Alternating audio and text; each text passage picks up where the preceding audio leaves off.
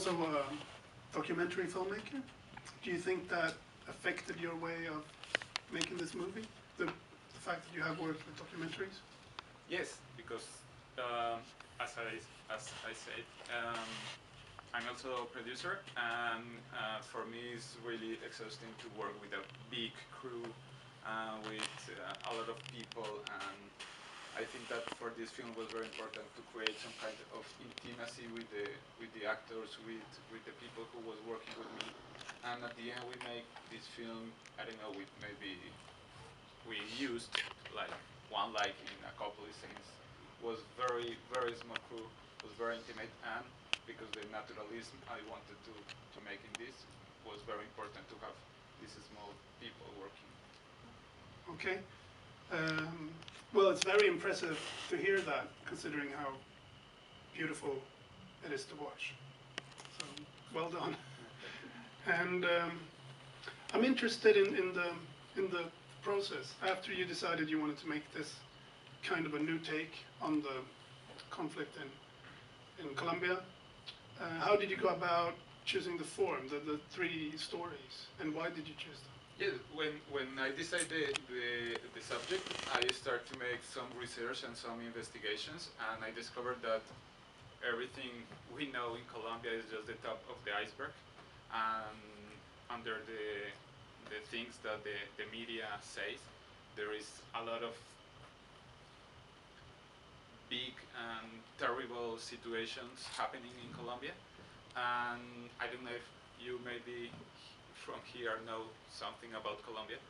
Um, you can imagine that we in Colombia know more about what is happening, and with that, it's just the top of the iceberg, as I said.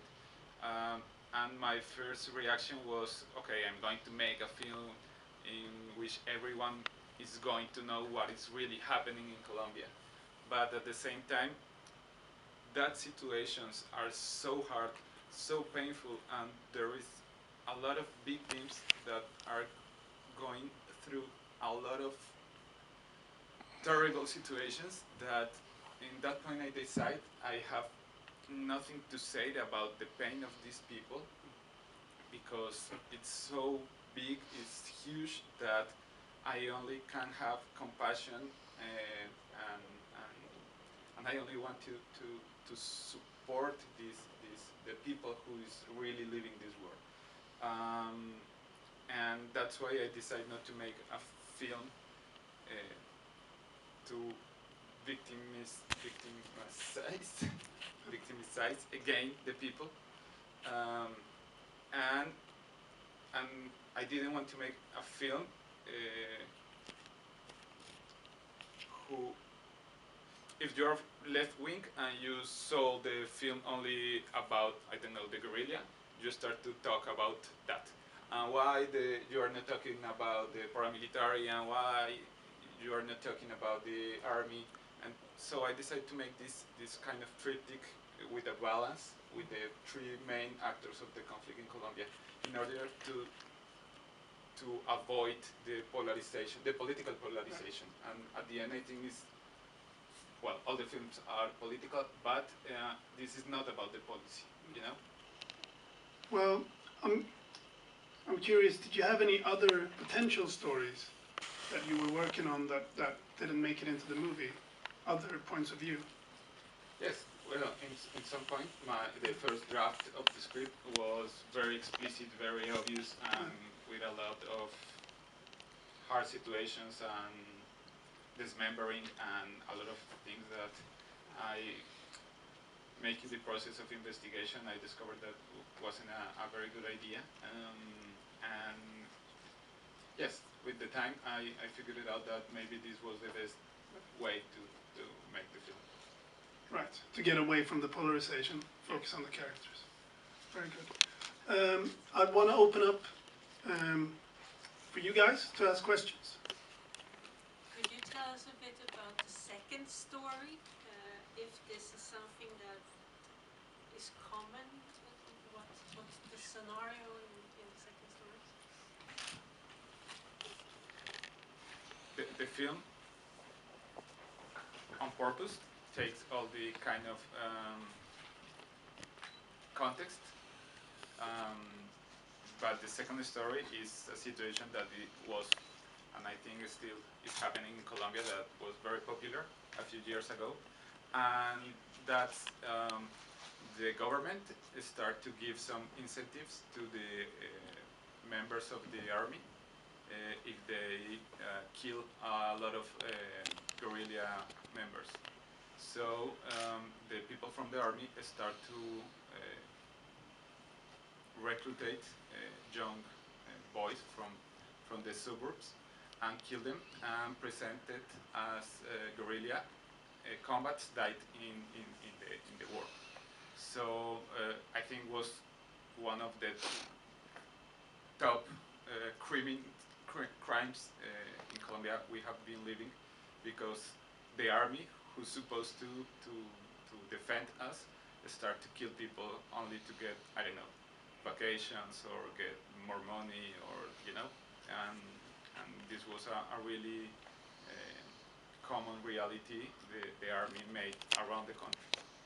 A part of the country that said, okay, they were poor people, they don't have opportunities, they are going to become thieves, so who cares this situation, Which you chose to present, the 3 chapters. What was your reasoning behind that? Why did you start with the one you started with and then move on to the second? The thing, the form of the film,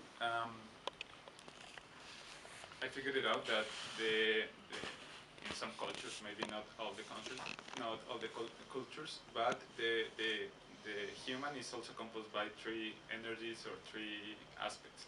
That is the soul, the mind, and the body. And the violence is an act that destroys each of these parts.